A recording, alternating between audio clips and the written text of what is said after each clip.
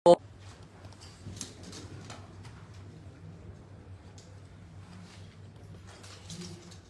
لله رب العالمين والصلاة والسلام على سيدنا محمد الأمين وعلى آله وصحبه ومن تبعهم بإحسان إلى يوم الدين. وبعد نحن في الدرس الثالث من دروس شيخنا الشيخ عبد الله. يقول شيخنا رحمه الله: هذا الفساد الذي يحصل من بعض الناس أنه قد يعمل عقد فاسد بالزواج أو يطلق ويبقى يعاشر. Il y a des gens qui font un faux contrat de mariage, ils pensent qu'il a fait un contrat de mariage, il divorce son épouse plusieurs fois, il reste toujours avec elle, ou des fois il tombe dans la mécréance et il pense qu'il est sur l'islam. هذا الفساد نتيجة الجهل. Ces péchés, ces choses-là qui ont passé d'une manière fausse, c'est à cause de l'ignorance. فمن لم يتعلم كيف يصح النكاح وكيف يكون الطلاق ثم يدخل في النكاح والطلاق يكون عصى الله. Celui qui n'a pas appris comment faire un mariage, comment faire un divorce, et il rentre dans cela avant de savoir le nécessaire à ce sujet, il commet un péché. كثير من الناس يكونون على الإسلام وأجري نكاحهم على الصحيح ثم يمزح في أثناء المزح تخرج منه كلمة طلاق فيقول لامرأته أنت طالق بالثلاث ولو بالمزاح وقع الطلاق. Il y en a des gens qui ont fait de contrat mariage qui est valable, étaient musulmans, et après le mariage des fois il veut plaisanter avec son épouse et il dit voilà tu es divorcé 3 fois. Par plaisanterie. Le divorce aura lieu. C'est par plaisanterie ou en étant en colère ou en étant sérieux. Dans les 3 cas, le divorce aura lieu. ثلاث جدهن جد وهزلهن جد الطلاق والنكاح والرجعة. Sayyiduna Muhammad sallallahu alayhi wa sallam a dit 3 choses. Si on le fait par plaisanterie ou sérieusement, auront lieu le talaq, le divorce, le mariage et le fait de reprendre la femme à ton mariage. Si tu l'as divorcée une fois, tu peux la reprendre. Et si tu dis je te reprends, par plaisanterie ou sérieusement, ça revient.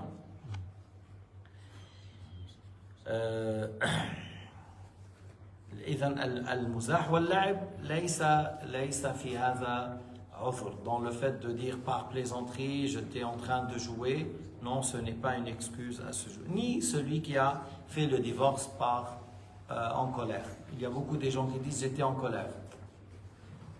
J'étais en colère. Quoi encore? C'est-à-dire, si quelqu'un ici, il roule à 200 km et le radar, il le prend, on retire de permis, 3000 amendes. J'étais en colère. Monsieur le juge, j'étais en colère. Voilà, c'est bon. Il n'y aura plus d'amende, on ne retire plus, voilà. Ou quelqu'un, il tue un autre. J'étais en colère. Alors voilà, il faut rien, parce qu'elle était en colère. Lorsqu'il l'a tué, il était en colère. Hein? Ou il a cassé le magasin d'un tel. Ah, j'étais en colère. Et il n'y a pas, même dans la loi suisse, vous n'allez pas trouver une loi qui dise il était en colère, toléré. Mais c'est pas juste, sinon chacun il va faire n'importe quoi, il dit j'étais en colère. Dans l'islam, le fait d'être en colère, ce n'est pas une excuse. À Sayyidina Muhammad, il a dit à l'homme qui lui a demandé conseil, il a dit ne te mets pas en colère. À plusieurs reprises, Sayyidina Muhammad lui dit ne te mets pas en colère. Parce que si tu te mets en colère, tu risques d'agir mal, de parler mal et de faire des choses graves, que ce soit tuer ou insulter ou des fois divorcer. Mais qui t'a dit que le fait d'être en colère, c'est une excuse? C'est quelqu'un qui insulte ta mère, puis après il dit j'étais en colère. Il t'insulte, après il dit j'étais en colère. Oui, même si tu es en colère, comment tu m'insultes? Ça ne veut pas dire que tu es fou. Si un fou t'insulte, disait il est fou. Il est fou. Il n'a pas de responsabilité. Il ne raisonne pas. Mais celui qui est en colère, il a la raison. إذن الغضب ليس عذرا. من قتل من سب من طلق الغضب ليس عذر. النبي عليه الصلاة والسلام قال لذاك الصحابي لا تغضب 3 مرات لا تغضب لأن الغضب عواقبه وخيمة. يعني بعض الناس بيقول لا طلقت بالغضب لا يقع كذاب مفتري على دين الله. Celui qui dit oui tu étais en colère, oui alors le divorce n'aura pas lieu. C'est un menteur. il prétend mensongèrement quelque chose qui n'est pas dans l'islam.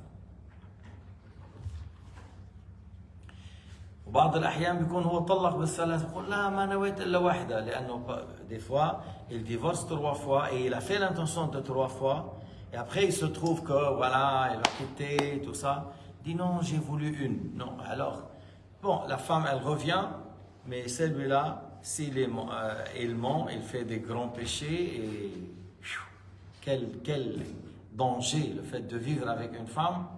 Et elle l'a divorcé 3 fois et quand même il dit non j'ai voulu insister seulement. Et si il ment alors il fait des choses très graves. بعض الناس بيكون بيقول له روح وزع على الفقراء. Il y a des gens des mufti يعني mufti soi-disant mufti il dit خلاص donne aux pauvres de l'argent donne aux pauvres de l'argent même si tu donnes 2 tonnes d'or. Tu as divorcé la femme 3 fois, tu ne peux rien faire. Il faut qu'elle se marie avec quelqu'un d'autre. Certains ils disent oui, tu fais ça, tu donnes aux pauvres et tu peux la reprendre. لا حول ولا قوة إلا بالله. وبعض الناس يقول للذي طلق امرأته بالثلاث لتذهب المرأة إلى البحر وتغطس في البحر لما تغطس في البحر كأنها تزوجت حلت لك. شو هالكذب هذا؟ Quelqu'un ils disent ouais si tu divorces 3 fois, tu prends la femme, elle va vers la mer, elle va plonger dans la mer, c'est comme elle s'est mariée. Et pourquoi comme elle s'est mariée? Après, ils disent voilà, celui-là il a donné la fatwa, ils vivent ensemble. Mais non, c'est faux. Vous n'avez pas le droit d'insulter, de demander la fatwa de quelqu'un qui n'est pas digne.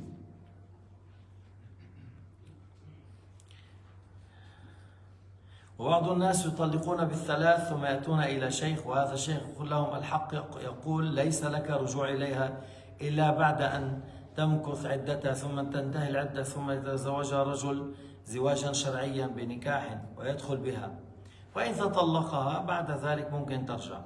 فيقول هذا الذي طلق كيف يصير هذا؟ شيطان يقول له كيف؟ يقول له كيف بدك تنام زوجتك مع آخر؟ ما أنت طلقت بالثلاث. Et lorsqu'ils vont vers un cheikh qui est juste, il dit tu as divorcé 3 fois, alors il faut faire la idda, après elle va se marier avec quelqu'un d'autre. L'autre, elle va consommer le mariage. S'il l'a divorcé, elle peut revenir à toi après l'idda. S'il ne l'a pas divorcé, elle reste avec l'autre. Alors il dit comment ça se fait? Oui. C'est mon époux. Oui, mais tu l'as divorcé. Tu l'as divorcé. C'est ton épouse et tu l'as divorcé.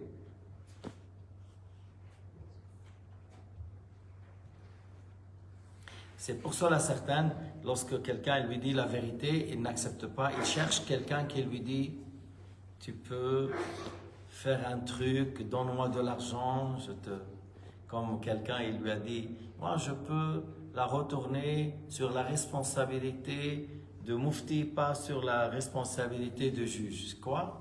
Je peux la retourner. Lui, il se prend juge sur la responsabilité de mufti et pas sur la responsabilité de juge. Yani, je t'envoie quelqu'un, le mufti il te dit tu reviens, et puis après voilà. Mais ça c'est comme chez les chrétiens. Ils disent halal, ils disent voilà, ils déclarent eux-mêmes les choses qui sont haram, ils le déclarent halal. Comme le cochon. Le cochon, il n'a jamais été halal dans Shariat Isa et Shariat Moussa. Et Jean, il l'aura rendu halal. Alors, on ne peut pas rendre halal de notre propre. Et ouais, selon Paul. Mais non, Jésus a rendu haram. Et Moussa l'a rendu haram. Et Adam l'a rendu haram. Depuis Adam, le cochon n'a jamais été licite, toujours a été interdit. Il n'y a pas un prophète qui a dit consommer le cochon est halal. فبعض الأحيان يقول اذهب إلى الشيخ الفلاني فلان بيفتي لك فيها.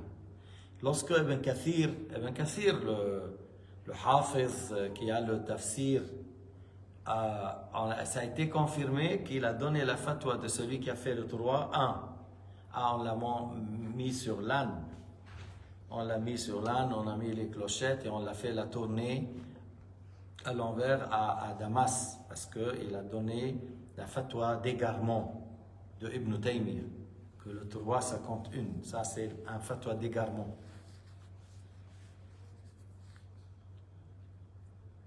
Bardon يقول له طيب bon, on va trouver quelqu'un, il fait le contrat de mariage, mais il va la divorcer sans consommer. Mais dans le hadith, le prophète il a dit que ça c'est pas valable. Que le prophète il a dit il faut que le mariage soit consommé. La tahillina lahu hatta تذوقي عسيلتك يذوق عسيلتك وتذوقي عسيلته, que tu n'es licite pour ton ancien mari, hein, que si celui-là il consomme le mariage, et par la suite s'il t'a divorcé, par la suite tu es halal pour le premier. أو أحيانا يقول له أعطيك مبلغ كذا من المال ويجري له العقد ثم يقول له لا تنام معها, ou il lui dit voilà tu fais le contrat mais tu dors pas avec elle, je te paye de l'argent, mais c'est pas valable tout ça.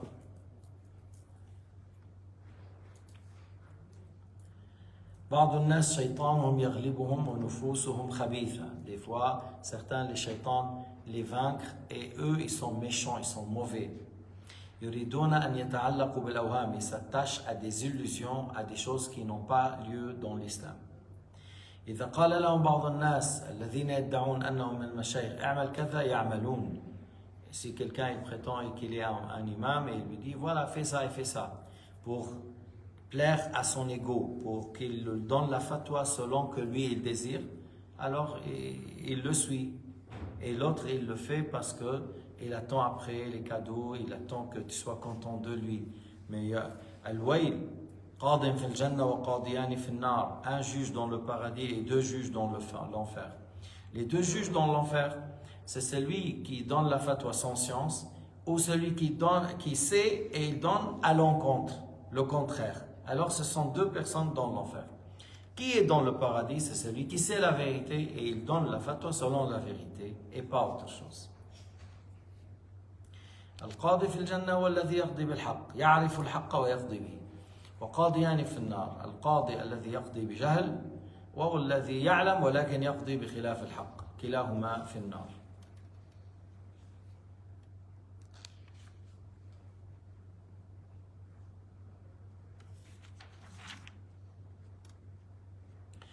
مرة quelqu'un il a posé la question au cheikh, le cheikh a répondu de cette manière, l'autre il n'a pas aimé.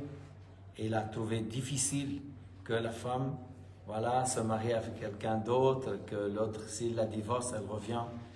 Alors il cherchait quelqu'un qui lui dit on peut trouver une solution sans qu'elle se marie. Mais il y a dans le Coran.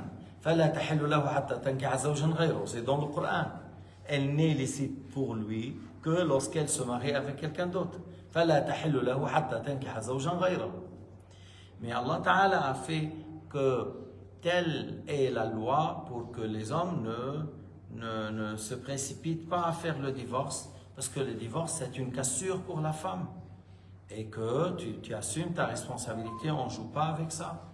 حتى الإنسان لا يطلق لا يسرع إلى الطلاق وكما جاء في الحديث وكسرها طلاقها. C'est une cassure, c'est une chose qui n'est pas facile à supporter, que la femme entend tu es divorcé. La hawla wa la quwwata illa billah. Après, il regrette, je te reprends. Après, je t'ai divorcé. Mais ce n'est pas une chose facile à la femme qu'à chaque fois tu la divorces. Après la troisième, alors tu ne peux pas la retourner jusqu'à se marie, consommer le mariage. Après, s'il la divorce, elle fait la idda. Après, si elle veut la marier. Et s'il dit tu es divorcé 3 fois d'un coup, c'est 3 fois d'un coup. C'est 3 fois d'un coup. Dans le hadith, il y a 2 hadiths qui confirment ça. Et malgré qu'il y a 2 hadiths et le Coran, il y a des gens qui disent Ibn Taymiyyah. Ya himar, ma qawlillah wa qawl rasulillah, ma b'toul qala fulan wa la qala fulan. Avec le Coran et avec la Sunna, on ne dit pas un tel ou un tel. Le prophète a dit 2 paroles, 2 hadiths qui confirment que celui qui divorce 3 fois, c'est 3 fois. Alors, si tu dis autrement, tu as agi comme un âne, parce que tu as délaissé la parole du prophète Mohammed pour dire Ibn Taymiyyah a dit, Ibn Taymiyyah a dit. Et ça, c'est qu'une personne bête qui peut agir de cette manière.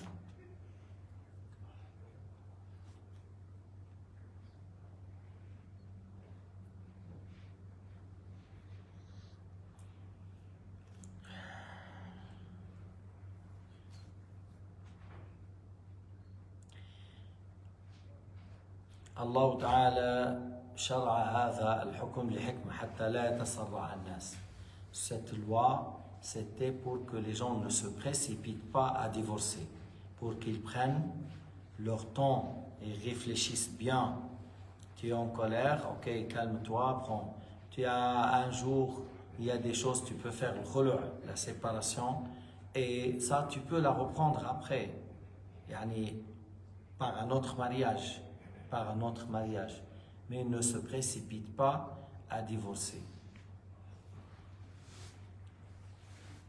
كذلك عقد النكاح لا يصح إلا بشاهدين. Le mariage n'est pas valable qu'avec 2 témoins.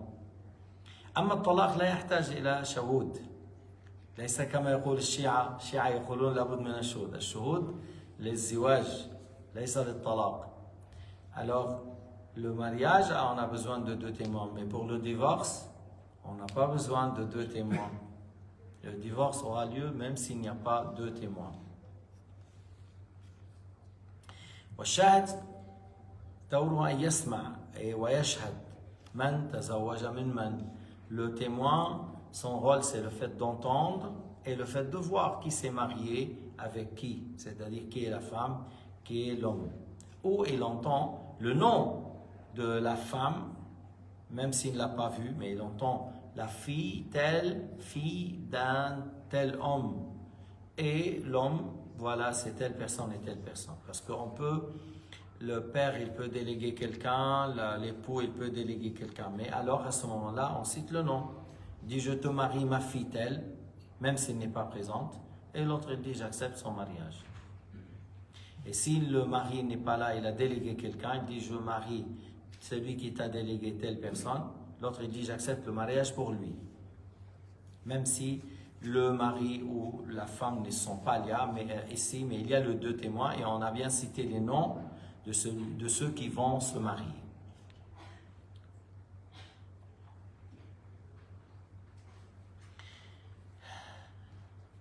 أما إن كان يحصل من هذا كفر أو منها فلا وحصل هذا العقد كالعدم. Si l'un de ces 2 ou les 2, il insultait Dieu, il se moquait de l'islam, alors, et ils ont eu ce contrat, c'est comme rien du tout. Parce que le contrat avec l'apostat, un homme ou une femme apostat n'est pas valable. Man ya'qid ala al-bint abuha, le père, s'il n'y a pas le père, le grand-père, sinon le frère, après le neveu, après l'oncle paternel. Mais je dis hier, il y a des gens qui font le contrat avec l'oncle maternel, al-khal. Al-khal laysa wali nikah. L'oncle maternel, le frère de ta mère, là, celui-là, il ne peut pas faire le contrat de sa nièce. C'est l'oncle paternel, al-am. Al-am, il lam yujad al-abu, al-jaddu, al-akhu, ibn al-akh, fal-am. S'il n'y a pas le père, le grand-père, le frère, le fils du frère, alors c'est l'oncle paternel. C'est là où on dit l'oncle paternel. De cette manière-là, on fait. أما قراءة الفاتحة ليس شرطا تقرأ على سبيل البركة. Le fait de réciter le Fatiha, ce n'est pas une condition. Mais les musulmans ont pris l'habitude de lire le Fatiha après, en demandant à Allah Ta'ala qu'il met la baraka dans ce couple, mais c'est une bonne chose. ليس شرطا أن يكون الزواج مع إمام أو في المحكمة. C'est pas une condition que un imam soit présent ou qu'on aille au tribunal. C'est le père ou celui qui le remplace et l'époux ou celui qui est délégué avec les témoins. Voilà qui. Et puis après, bien sûr, les expressions. زوجتك ابنتي فلانة يقول قبلت زواجها. Il dit voilà, je te marie ma fille telle. Et puis après l'autre, il dit j'accepte son mariage. Les formules est une chose importante. Les formules, ça compte. Parce que si quelqu'un il prend une fille, voilà, tu m'aimes, oui, moi je t'aime, on va ensemble. Mais c'est pas un mariage ça. On s'aime, on va ensemble. On va prendre une chambre dans l'hôtel. Mais c'est pas un mariage. Il faut avoir un mariage. Et le mariage, c'est les 2 formules. Les 2 formules avec les témoins et le tuteur, comme on a dit, qui marie cet homme. Al-ziwaj le fait de faire le mariage selon les règles, c'est pas une chose difficile. C'est pas une chose difficile. Les deux expressions, l'autre dit je te marie ma fille, l'autre dit j'accepte, et les deux témoins, et ceux qui sont concernés, le père, voilà, ou le frère, ça dépend comme on a expliqué.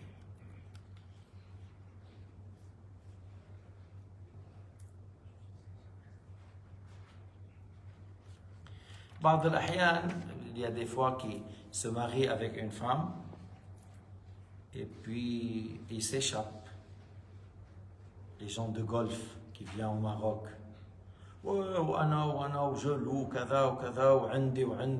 il prend une voiture ou il loue une grande maison, ou voilà, où je veux me marier, ou les gens ils croient, ils leur amènent une jeune fille de 18 ans, voilà, et après, voilà, la fille elle est là, elle reste 2 semaines, 3 semaines, il repart et il la laisse comme ça. Et il la laisse comme ça, sans rien. On ne sait pas où, qui a, tu connais rien du tout. Faites attention. Il y a même quelqu'un dans le tawaf, il a vu un homme de Fès au Maroc. C'est des gens blancs, beaux, tout ça. Avec, ouais, voilà, masha'Allah, marhaban wa ahlan bik, wa kada. Voilà, mon ami, voilà. Après, je t'invite à manger. Tu viens tu viens au Kada. Il a pris un appartement. Il a dit, oui, tu sais, ici, c'est les hommes, ici, c'est les femmes. Les femmes rentraient là, les hommes, il a mangé, ou ainsi de suite. 5 minutes, je reviens, voilà, il est sorti. Et l'homme de face, là, il attend 20 minutes, une demi-heure, une heure. Après, il sortait, il ne trouvait personne. Jusqu'à maintenant, il n'a pas trouvé son épouse. Alors, voilà.